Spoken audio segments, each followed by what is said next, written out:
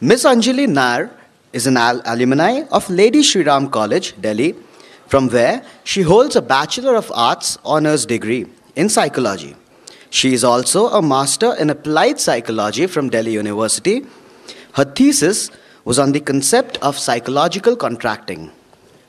She obtained her PGD HRD from Symbiosis Center for HRD, Pune, and has an advanced certificate in marketing from Chartered Institute of Marketing, UK. Ma'am has varied experience in manufacturing, insurance, and research and development companies. She has worked inter alia with Tata Motors, Bajaj Allianz Life Insurance Company, Cummins, and Thermax. Her experience includes startup and turnaround companies. She has handled multiple functional excellence areas, including strategic HR, industrial relation, organizational development, learning and development, Six Sigma, corporate responsibility, health, safety and environment, and administration. Currently, she is working as the Director of Human Resource in SKF India Limited. Ma'am has significant contributions which include multiple business relationship, implementation of cultural-based HR strategy, capability building, Six Sigma, and diversity initiatives. She has also championed multiple change management programs. Ma'am is the president for the National Human Resource Development Network, Pune. Thank you. Ma'am, the stage is all yours. Okay, so good afternoon, everybody. Okay, great. First of all, thank you very much for the kind words. I feel very restricted behind a podium, and I feel I can't connect with people. So I'm going to walk, and I hope I'm not going to be too distracting going back and forth. But I think it makes a lot more sense because in any session like this, I don't think the learning is so much from the slides as much as it is from the interactions or the questions that get asked. So now the responsibility is on you. So it depends on what kind of questions you ask, and that's going to be what your learning is going to be all about. But I oftentimes find that students feel very cheated if you don't give them a couple of slides and a few models, and they can take a couple of notes, and maybe somebody in the exam just likes that and gives them a few extra marks. So I make it a point to remember that when I was on the other side, it was great to be able to take down a couple of things. I'm not sure I ever went back to them. But anything that stayed with me right through to the exam and stayed with me till today. So the responsibility is yours. I'm going to do my bit and show you a couple of slides. But I think the learning is going to come more from our interactions. Okay? So I'll get right into this. When I read the topic, I said, oh my goodness, this is like boiling the ocean. Because if you look at the changing business environment, the business environment and change are both topics that could mean very different things to different people. So I could think of change as being something else, and you could think of change as being something else. And business environment could be many areas. And so I thought, let's first come on the same page, understand what is the scope so we don't boil the ocean. We just limit ourselves to what it is that we're talking about in terms of change, and we'll take it forward from there. So like I said, and is the slide visible to everybody? Yeah, great. We could talk about change across global levels, India, people. But we're going to limit ourselves to this space. We know what's happening globally. It's not a very good story. It's not something that anybody is absolutely thrilled about. Even if something happens in Greece, we have everybody huddling in the boardroom and wondering what to do because it's impacting business. But we're going to limit ourselves to India, and since I'm representing human resources, I'm going to talk about the people demographics that's changing. And I know in the crowd we have people from marketing and finance and human resources and research. I'm going to try and appeal to everybody a little bit from the change perspective so that we all have something to take back. Okay? So this is a little crowded slide. Most of my others aren't so crowded. But what I was trying to do was crunch together some basic things that are really changing. And I should put a caveat here. It's one thing to talk about what is changing. But I think more important is to talk about if that changes, what do I have to change? Because otherwise we can all talk. It's like talking about the problem, but not talking about, so what do I do about it? Everybody knows that the economy is crumbling. How does it matter in HR? It matters a lot. Everybody knows that we had foreign direct investment coming into insurance, pension schemes, now retail. We don't know if it's going to happen, but high likelihood. But even in those situations, what does it mean for human resource? What does it mean for... So it's one thing to talk about the change, but quite another. So we're going to talk about both dimensions. Here I won't get into everything, but I'll take one or two just to give you a flavor so that we have more time to talk. Here, one of the biggest things that's happening is, of course, India, we all know, is not only just the source of talent, we export talent, we don't just import talent, whereas China imports talent, we export. So that's one big thing that's really definitely changed. The other is that there is a lot more demand in intellectual sectors. And when I say intellectual, it doesn't mean IT. It could be manufacturing as well, because there are a lot of technical specializations. And this is a dichotomy, and we'll talk a little more about it later. A lot more foreign investment, privatization, we all know that. We're going to shift gears a bit and talk a bit about labor. What's changing here? One, of course, I don't know, how many of y'all read, not your textbooks, but everything else? Newspapers, other areas, kind of, maybe. Okay, one big recommendation, read a lot. It gives you lots of ideas. You could take inspiration from marketing and implement something in HR. You could take inspiration from human resources and implement it in marketing as well. So I've done a lot of these, and I think it works very well. One of the things that if you were reading sufficiently, you would all know is this whole thing about so many generations existing in an organization. So in an organization, typically, how many generations do you think there are? 3? 4? My God, the generations are increasing. We have an aging population. 2? Gosh. Okay, so we'll give you the answer. Typically, in a very large organization, you would have as many as 7 generations working. But in a more typical, medium-sized, not a very large organization, you would definitely, for sure, have at least 4 generations working. What generation are you guys from?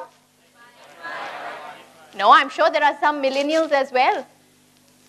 There are some who may be in millennials. I don't know. I've lost track of what age group kids are nowadays, what year it is. But nevertheless, one of the biggest things that is changing is the fact that, of course, we work in virtual spaces, but the fact is that we have a largely aging population and a large population of people who are youngsters coming in.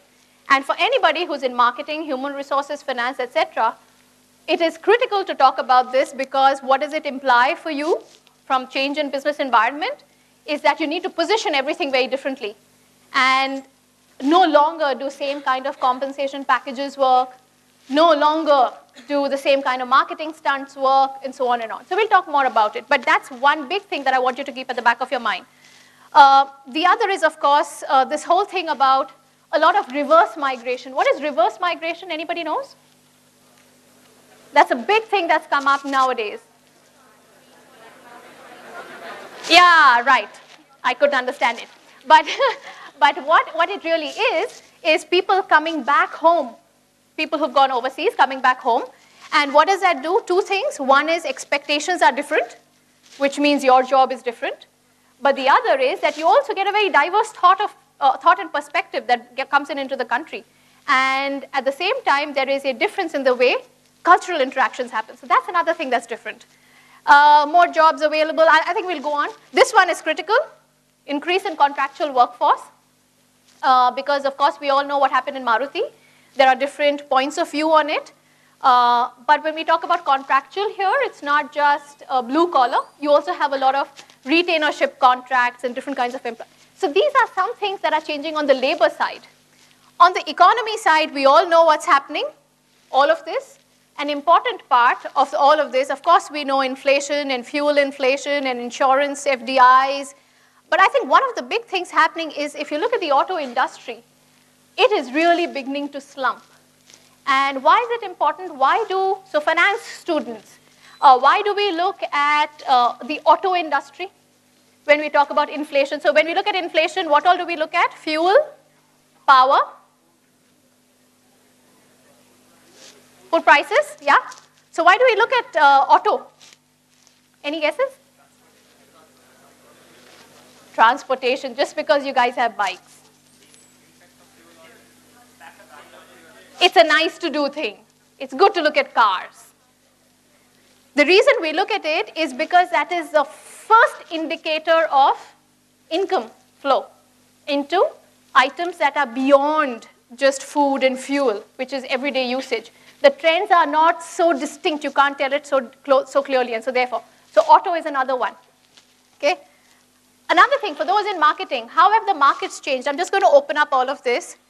Earlier, the markets were more, we had to serve them, reach was a big thing, brand mattered, service mattered, all of that. Now, it's more market driven, right? And which means capability is important, brand is important. What do you think is going to be important in the future? Brand, okay. What else? Oh, sure, market driving is right now as well. Aren't we market driven right now? Yeah. Very good, whoever said that. Yeah, good job. So it is going to be not just market driven, but market driving, okay, which is, of course, in terms of innovation and brand. And of course, all you guys know about Apple and so on, where they create a need, the need doesn't exist, right? So things like that. We all know that in order to achieve all of this, you need to have, what is competitive advantage? Which cannot be copied. Differentiating factor, great. So we'll pound through all of this very quickly. So if we want to be competitive in all these areas, we want to be first in all of this.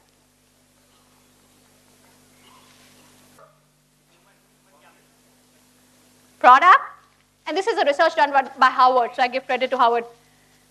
So product, so sorry guys, who is in marketing? I'm so sorry.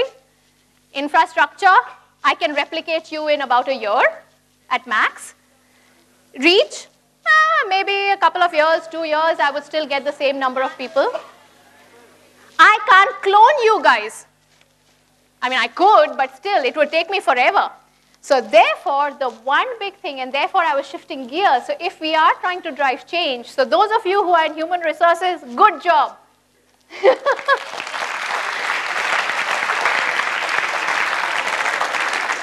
So now that we finished with all the clapping, let's talk about what, so it's a good job you chose it, but see what's waiting in there for you. That has to be exciting equally.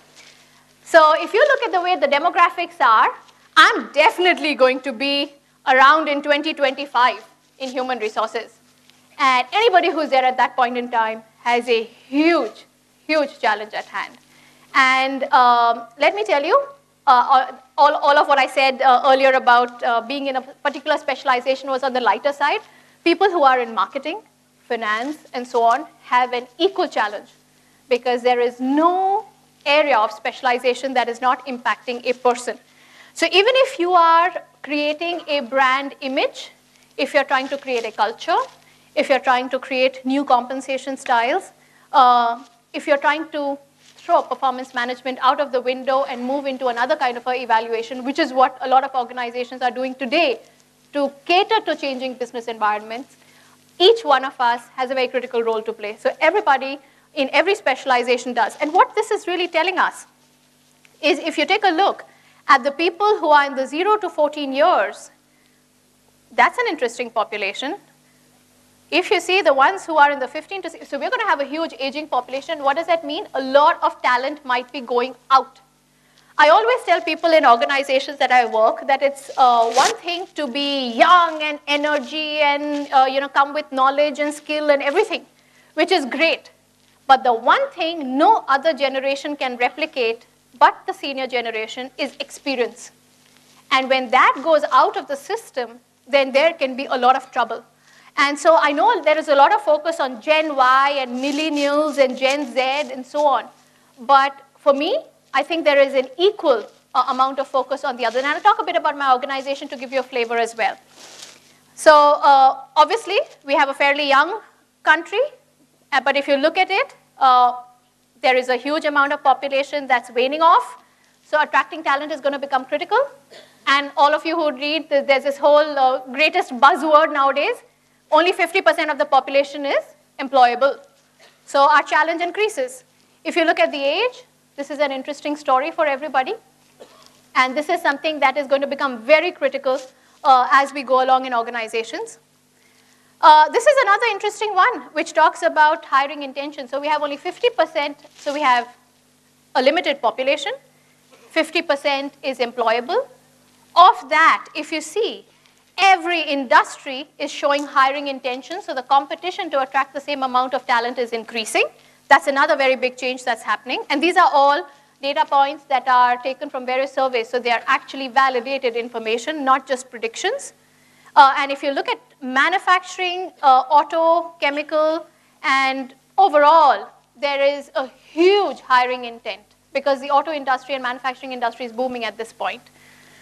If you look at attrition, so here we're talking about getting people, and then now the other movement, which is exiting.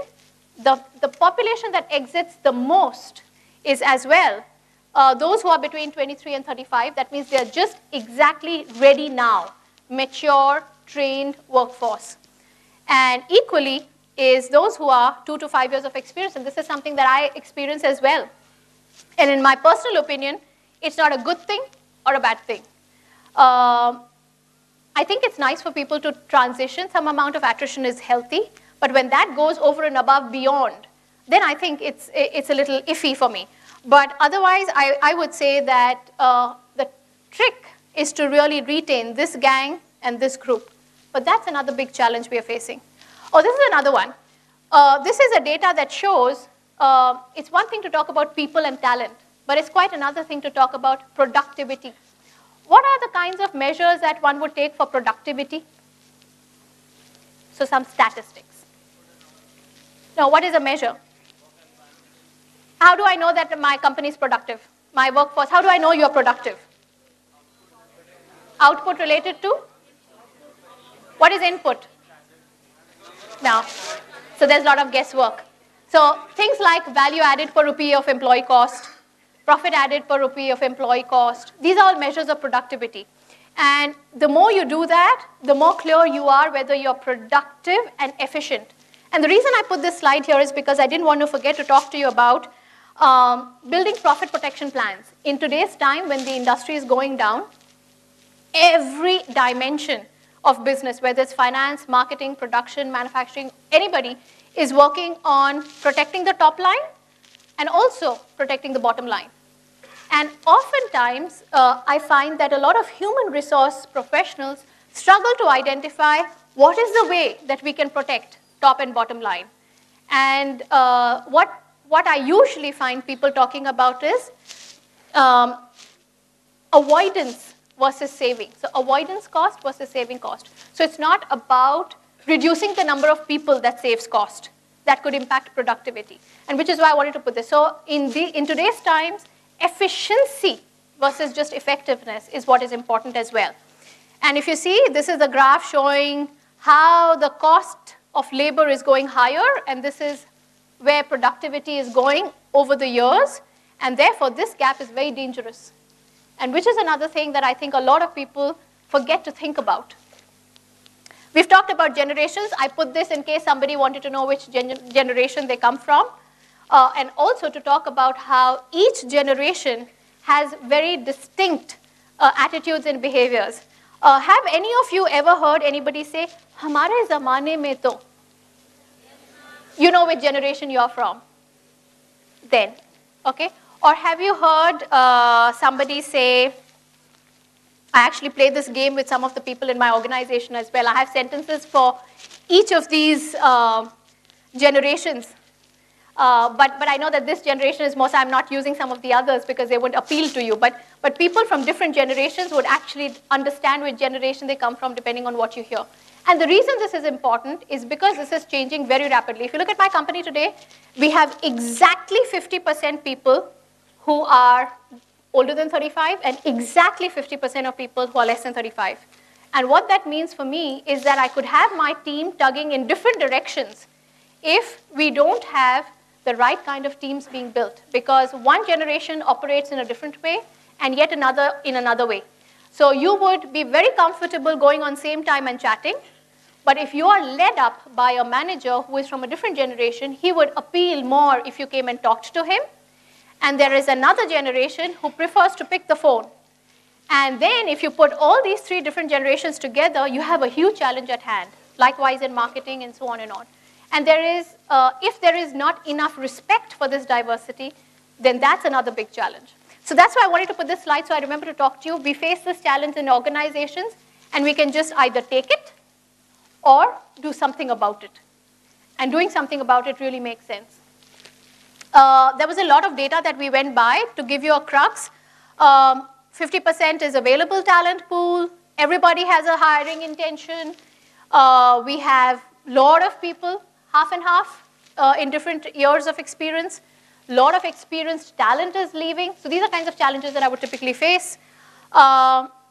Career growth and how it gets defined by different people is different. And this is a huge challenge even when I present it to my board in terms of how we need to do things differently for different groups, and so on and on.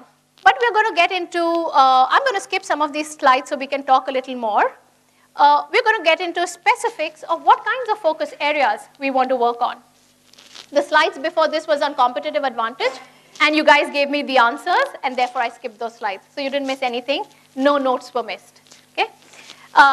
Looking at key focus areas, I chose to talk about three big. One is the huge workforce imbalance from a human resource perspective, which is a high amount of focus on specializations on one hand, and on the other hand, there is a gap in technical and functional skills. So on one hand, we as industry would go and say, I want a generalist, but then when the person comes in, we are looking for specialists. So there's an imbalance because people are confused on how they want to manage it, and which is where career paths comes into play. The second is when we're talking about talent teams. Have any of you heard of the word glocal? What is glocal? Globally local. Of course, we all know glocal is globally local. But what does it mean?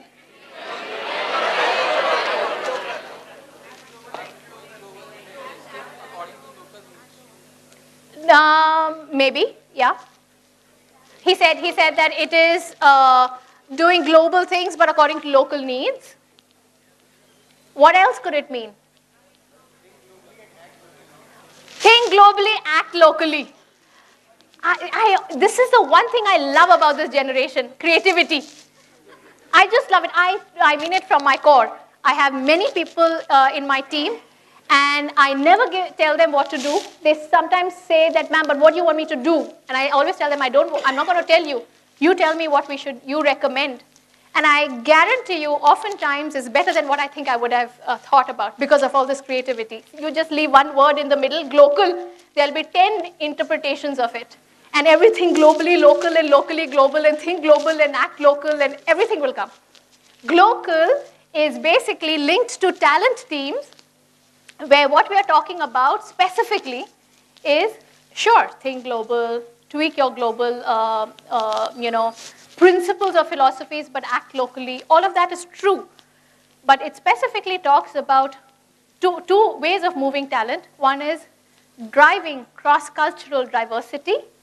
So moving talent in a way that you're able to place anybody from any country in any other country and still receive high level of efficiencies is one. And the other is to move global operations more local or go to RPO kind of methodologies where we're looking at recruitment process outsourcing and things like that. So those are the two broad definitions of the think global, act local, and all of that. So global, okay? So that is one big thing. The other is leadership skills. Specifically in the middle management, I think our pipeline is very, very difficult to match. We've had a lot of people grow in the organization because they've been in the company for long, but are they leaders? I'm not sure. And so that's another very big challenge that we face. Another big focus area is, of course, that no longer do we consider talent acquisition, talent management, and learning and development as three different specializations. But actually, they are very, very closely intertwined. So those of you who are really thinking about specializations, let me tell you, as the business environment is changing, as situations are changing in the world, these are no longer going to be clear verticals. So that's something you want to think about as a generation today. And finally, employee engagement is going to be a center stage topic. And actually, it is not employee engagement as much as self-engagement. I'm not in the business of motivating you, and I'm not going to do it. I tell my employees the same thing. It's not my job. It's not about employee engagement, but self-engagement, which is going to become a new keyword coming up going forward. Talent mobility we've talked about, and talent mobility here is not about succession planning, but talent mobility itself because of the changing environment. And the third big thing is going to be career management, which is your job. No longer is it our job. And my last slide is some imperatives in each of these areas, whether it's no longer about skilling anymore or multi-skilling anymore, but it is about reskilling and redeployment. That's one big change that's coming up for anybody who's getting into the professional life. It is no longer multi-skilling. We're also going to talk about managerial bandwidth. Industrial relations, I was talking to some people earlier and saying it's a pity people don't go into industrial relations. I love manufacturing sector, and I've been in that in most of my career, though I've been in IT enabled and insurance, because I love the challenge. And at the end of the day, blue collar is just somebody else like you and me. So industrial relations is another big focus area coming up. And most importantly is you being the change itself. I just wanted to set this as a context. The only one thing that I urge everybody to do is reduce waste. That's the one way you can become the right arm in boardrooms, if you reduce waste. And the rest of it we all know. Driving transparency, speed, efficiencies, and most importantly, this one, which is driving strategic differentiation. So different solutions for different generations, for different target audiences. I just wanted to set some context on what kinds of focus areas to work on, but I'll be open to talk about a lot more experiences as we go along. That's all I had.